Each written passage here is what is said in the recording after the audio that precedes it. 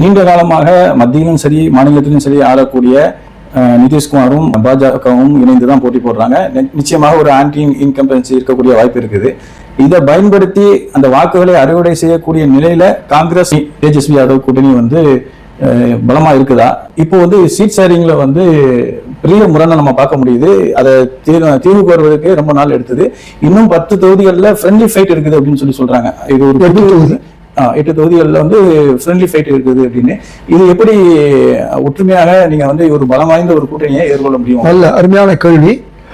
வெற்றி தோல்வி என்பதை பார்த்துதான் வேட்பாளர்கள் அதிகமாக போட்டியிட ஆசைப்படுவார்கள். கடந்த பல மாதங்களாக திரு ராகுல் காந்தி அவர்களும் திரு தேஜஸ்வி யாதவ் அவர்களும் ஒரு பெரிய முனைப்புடன் பீகாருடைய வாக்காளர்களை தங்கள் பக்கம் திருப்பினார்கள்.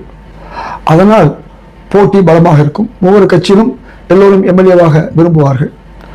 இங்கே ஒரு 4 தொகுதிகளிலே கம்யூனிஸ்ட் கட்சியும் காங்கிரஸ் கட்சியும் ஒரு ஃப்ரெண்ட்லி கண்டெஸ்ட் என்ற அளவில் 2 பேரும் வேட்பாளர்களை நிறுத்தியிருக்கிறார்கள்.